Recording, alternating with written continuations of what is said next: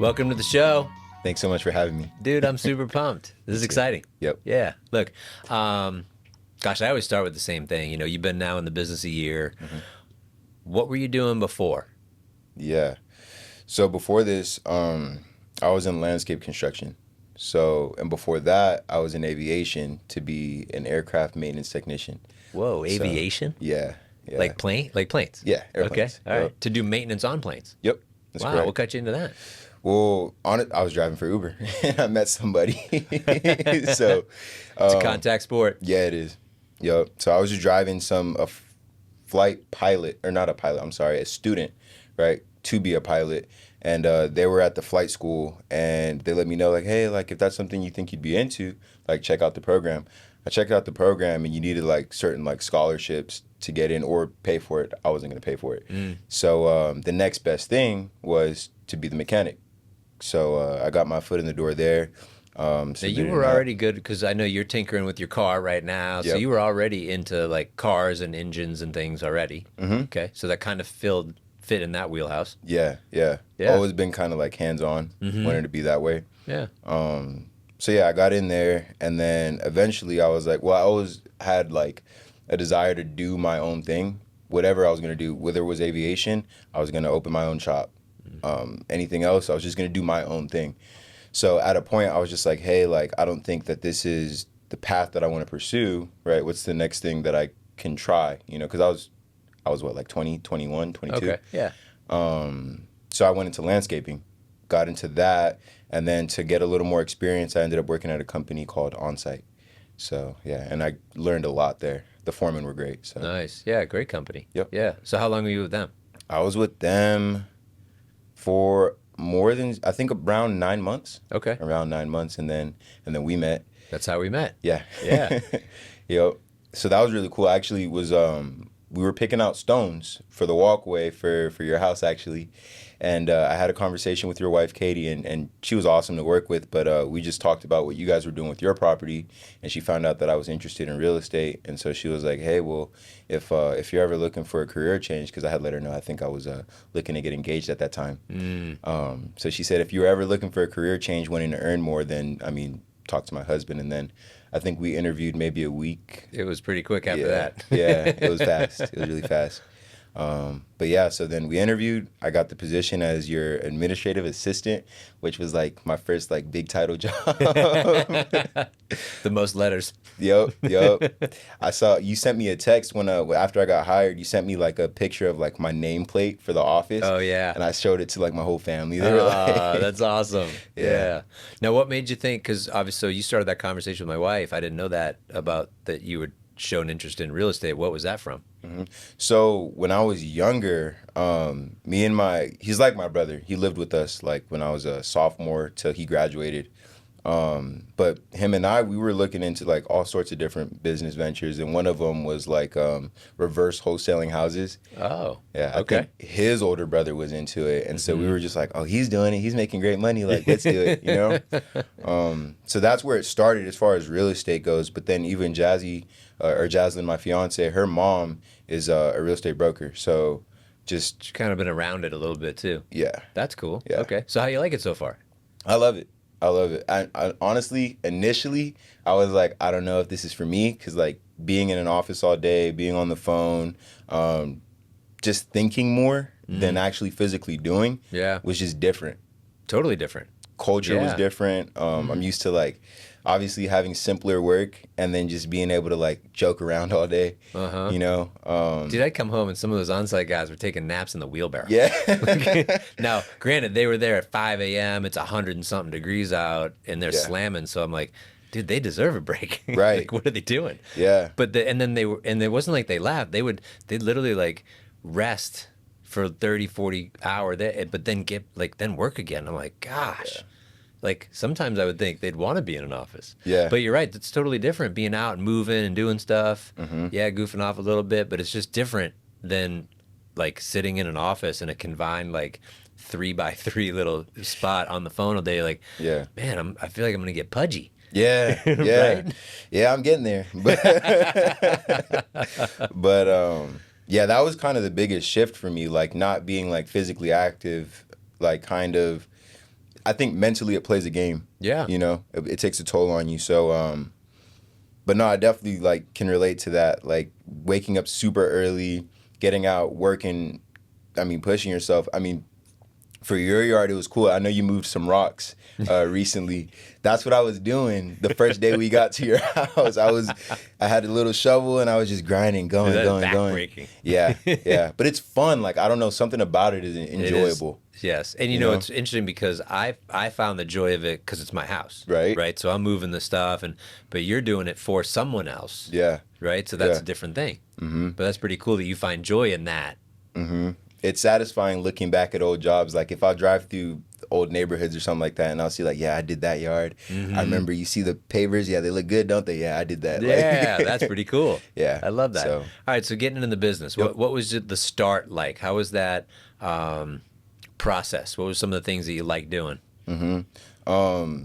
So the process, like we talked about, is just like kind of like a different ball game, right? So like I've always been a hard worker, always been the type to believe in like put the work in, you get it back out. So it was just a different kind of grind, like picking up the phone, making calls like 80 dials in a day, perhaps, right? Or more, and then being focused enough to know like, hey, like this is the list that I'm hitting, so this is this is my approach, and then this is a different list which should have a different approach. You know, so like working with now like buyers and then agents, like obviously the bottom line is customer service, right? Everybody should be treated with respect and white glove service, like through and through, right? Complete professionalism. But I just think like the shift is like, okay, like who am I talking to and about what, and what perspective are they in, so that I can then communicate in a way that makes the most sense to them. Mm-hmm. I love how you're extremely, just in that statement alone, very thoughtful of intentional of what I need to be doing and what I'm going to do, but then what I'm going to say, and then how's that going to be received? Right. And a lot of people might say, it's kind of procrastinating, but it's proper planning, right? Like I need to plan. You know, I've caught you talking to yourself a lot. I do it a lot. Like I'm literally role playing with myself before I jump on the phone, so I can just be a better version of myself when I make that outbound call to whoever I'm calling. Right. Right? Yeah. But I've always enjoyed that you do that, because I do the same exact thing, right? And you want to think like, you know, maybe it's what's in it for them, what are their concerns, what are they going through right now, and then making no assumptions, you know, because I had someone today, they were like, I can't believe that person's not getting back to us. They, you know, it's their job. And I'm like, yeah, but you also don't know what they're going through right now, right? And like that, and that smile and nod means that you do the same exact thing. Like, man, I don't know what they're going through right now. Yeah. I can't take on that emotion, because maybe sometime you call them and like, oh my gosh, I'm so sorry, this and this happened in my life, and so I wasn't able to get back to you or do that thing, and you're like, ugh. Then you feel bad that you even thought that they were not doing their job. Yeah. Because they had something going on. Right. Right? Yeah. So now for your business, you know, you did a great job presenting. How has it been learning the products and the programs? Great. It's great. Make it easy. Yeah.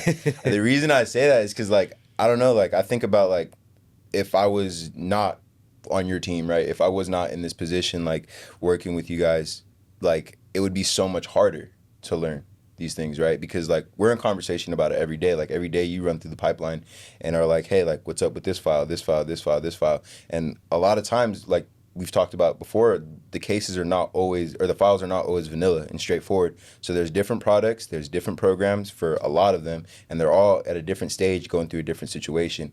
So a lot of times I'm hearing the verbiage of whatever it is, and then you just, put the pieces together. But also when I'm doing my own research, like for whatever I'm working on, like I can call to mind like the conversations you've had with Larry or with the team in general, like, hey, like, what's this? And then you've given us the opportunity even to ask questions every day about things that we don't understand. We don't know what it means, like Earl. Like, if you ask me what is Earl, like I would spell it different. Who is Earl? Right? Who is Earl? Right? But even today, you got your first deal in, and it's a condo spot approval. Like, how random is that? Mm-hmm.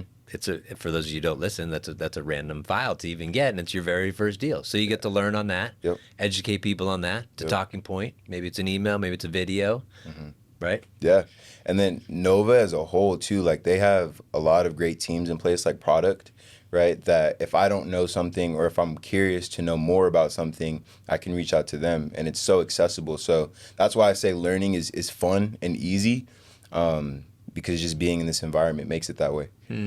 I never really thought of it like that. You're right. Like when you have easier access to the knowledge, it makes it easier and more fun. Whereas if it's like, I feel like I'm bothering someone, Right. then it wouldn't feel good asking questions and getting educated. I'd almost want to search elsewhere. Yes. Just because I feel like I'm giving someone a hard time, or even though that's their job. But I hear that a lot from other companies, but I've never heard it put that way here. Yeah. So that's cool. Yeah. I like that. I think it goes hand in hand too, like for the realtor and the client, like feeling comfortable enough to ask us questions. Like it's just like when it's from the top, it's easy to funnel down all the way to that level, like of, I mean, the face, right? The front, how do you say, the front line, you know? I like that. So. Hey, real quick, I want to take a time out and say thank you for paying attention. Thanks for listening to the podcast. And Ed, can I ask you a favor? Can you please share the content with other people so we can really grow this thing? This has been a passion project of mine. Really enjoying these interviews. I hope you are too. Please click the share button.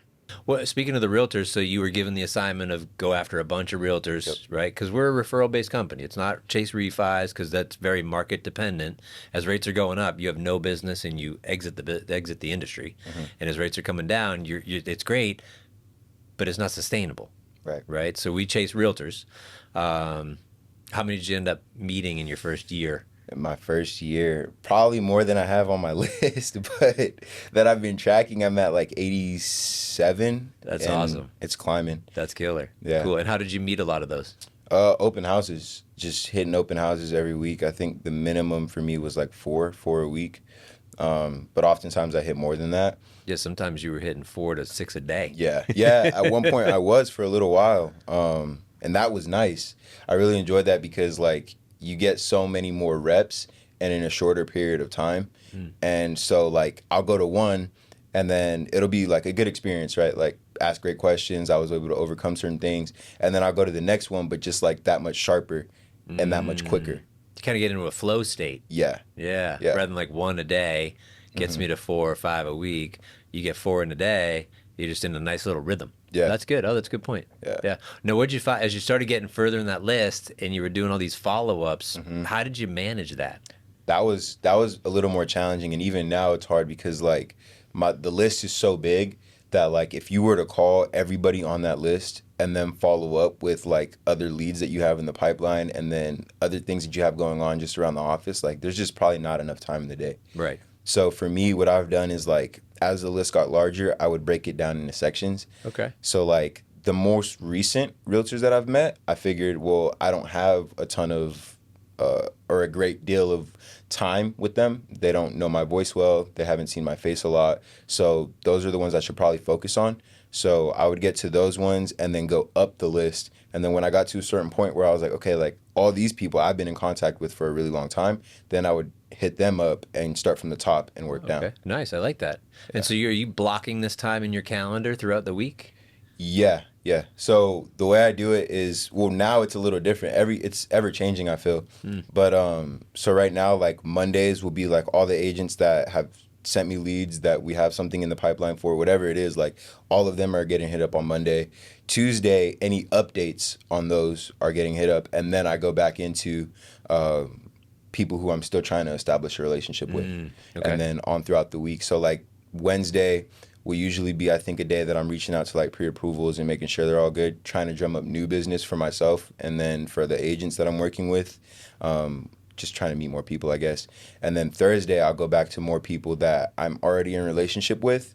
But I just need to make that touch for the week. So I'll reach out to them before the weekend. Cool. And then Friday, same thing. Anybody who I think is going to be busy, then I'll hit them up and make sure they know I'm available. Nice. So what's some of the tools that you like value add or things that you show the realtors that you can help them with?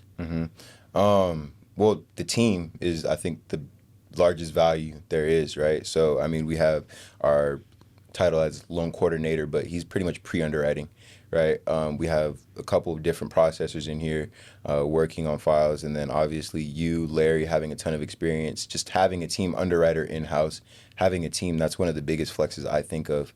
when it comes down to what am I offering to realtors. But beyond that, it's the content room, right? Getting content done. And then also for their listings, if they have any, just running ad for them. Oh, nice. Yeah. Okay. Now, when you say on the content room and social, you do a lot on social. Yes. Do you have a rhythm or play that you're running on that? Yeah. So for the most part, I try and film every week. But my biggest thing has just been whenever I do film, try and get more than one video done. That way I have a few that I can hand select. Because sometimes, like, in here, it's a good idea, and then you go film it, and it looks great, right? But it's just like, I don't know if I really want to post that. Like, is that something... Because I think about more like, okay, like, the audience, like, is this what they would want to hear right now? Is this what they're going to receive well right now? And so, like, sometimes, like, if you do 5, maybe 2 or 3 of them are ones that you're like actually wanting to post now or soon. Yep. So my biggest But thing will you is, still post those other ones? yeah. Okay, Yeah, they just go at a eventually. different time. Yeah. Got it. Okay. Yeah. Because there's someone that needs to hear that message, Yes. right? It's not everybody. Like, there's not one message that hits all of them.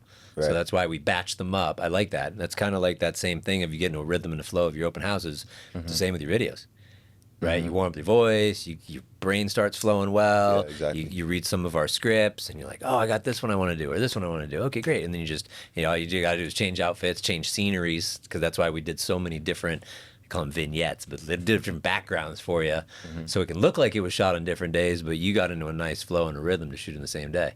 Okay, so you're posting out, and that's so posting at least a reel or in the feed daily or every other day. Yeah, so on my story, for sure, daily, and then a reel probably twice a week. Okay, good. Yeah. Yeah, Nice. so that's the rhythm I'm in right now. And Okay. then obviously try and get more content done than I post, so that way I stay ahead. And if there's ever a week or a few weeks that I can't because I'm so busy, then at least I have videos stored Nice. Okay. And what's a day in the life look like for you? What's a typical day? up. Day in the life. That's a good question. Wake up, right? Obviously jump in the shower, get ready. Hour drive, right? An hour drive to the office, but it's completely worth it for me. On that drive, what are you listening to? Yeah. So half of it, I'm on the phone with my fiance. We Okay. we leave the house around the same time. So we're just on the phone talking about like things that we need to talk about, finances, plans for the weekend, planning for our wedding, things of that nature. For the first half of my drive, and then the second half of my drive, honestly, I try and like hype myself up for the day. So like I'll listen to music Okay. if I'm not listening to like a Bible-based talk. Okay. But so what I do now is I'll listen to music, and then when I get in, if I get in a little early, then I'll just read scripture for a few minutes to just set my tone for the day. Yeah. Or Yeah. my tone for the day. Yeah. And then I'll just get into my email, check my email, obviously, and then see who needs to be reached out to. Like go through the list in Django of all the people we have pre-approved, all those who are on hold, what agents need anything. If I talk to anybody on the weekend, anything that I couldn't do then, I do it then. And then we get into our meeting, and then from there, my day is pretty much set as reach out to people who need stuff, like the leads, and then reach out to agents who need updates on their leads. Nice. What is do you do any routine before you leave for the day? Oh, if I didn't do my reading in the morning, I try and get that done. And then other than that, routine before I leave, I just make sure everything I needed to get done was done. Like I Go thoroughly through scrub. the emails, go through the voicemail, like everything's cleared out. Yeah. Do you set up for the next day? I need to start doing that. Okay. No, I don't really have like a I know setup some for the people do next that. day. They do it at the end of the day. Some people do it at the beginning of the day. Yeah. Some people do both. Yeah. Yeah. Okay. I kind of just review my day to make sure like the folder that I have, when we go to meet and stuff like that, like I'll put notes in it for the questions that I have, things that are like in the back of my mind, things that are present that need to happen today, and then throughout the day, like things that are coming up. So But you're very organized. Like I'll tell you now. Where does that come from? I'm actually not very organized. I don't think I am. Because I say, like in the landscaping business, Yeah. I mean, you take direction, but it's not like you had to keep a folder of stuff and notes Yeah. of that. But like when I look, it's like the desk is pretty organized. Your folder's organized. You have succinct questions ready. Is Yeah. that just something you kind of got when you were here? I think partially, but no, because I've been that way. I've been very like, I don't want to say I overthink, but I think things out very thoroughly. So as far as being organized, that was a goal of mine for this year, is to be more organized. Okay. So not to say that I wasn't organized before, but I just think that, like, A little bit better. Other people see something and they're like, you're doing really good at that, but internally you're like, I could do better. I could do better. I like that. That's kind of where I'm good. at with that. That can be a disease too. Yeah. Right? Like I'm just always trying to, like, it's good until it's not. Yeah. Like if it becomes something where it, overconsumes, where you're not, like, at least taking on, like, I'm acknowledging that it is good. Yes. I'm just going to be a little bit better. Yes. That's a great thing. Yeah. When it's, I'm not good and I'm going to get better, you're like, no, dude, you're good. Yeah. But yes, you're going to get better. Yeah. And the other one is the complacency of, I'm good, but then I'm going to go backwards. Right. Right? Yeah. Like, I'm good and I'm not trying to get better. Yeah. That's not where I want to be at all. Yeah. So I try and keep it in front of me and just continue to improve. So, tips for someone else, if we had a new person coming in this year like you did, what's some advice that you would give them? The best advice, or some of the best advice that I've ever gotten in my life, is trust the process. And so that's the advice that I would have for them. Coming in here, especially working with a person like yourself who has just a ton of experience, a team that has a ton of experience, trust the process. If there's something that you're coaching about, trust it, do it. Right, it's gonna work out. Everything that you've encouraged me to do, that I've done, has worked out for the improvement of me personally and for my business. So that would be my one tip, if anything. Trust the process. If even sometimes you might feel like, should I really be doing this? Do I have to do all this? Like, one thing, call, text, email. Right, it seems like a lot, right? But do it, because people will pick up the phone, they'll respond to the email, they'll see the text, and they'll know that you tried your best. The agent will also know that you tried your best to get in front of them. So that's, I guess, a little bit of a sidetrack to say, trust the process. I like that. Be thorough. It's easy to take shortcuts sometimes. Yeah. Yeah. But then when you follow through with that process, and you see the result, you eventually see the results. Yes. It's good when you see results right away, but so much of our business is delayed gratification. Yeah. Well, dude, I'm super excited that you came on, man. Thanks so and this much. is like 1 year in the business. I'm excited for year 2, 3, 5, 10 to be like, dude, look at that. Yeah. This is fun. Yeah. Yeah, killer, man. Cool. Thanks you, for sir. coming on. Thank you. Appreciate it. Congrats for making it to the end. You're part of the 1%ers, the 1%ers that actually finish podcasts. Now, I'm just going to ask a favor. Who else would you like to see on here? What other content would you like to see? What kind of questions you want me to be asking? What would you like to see in future podcast episodes? Drop a comment down below or shoot me a message on whatever platform you're seeing this on.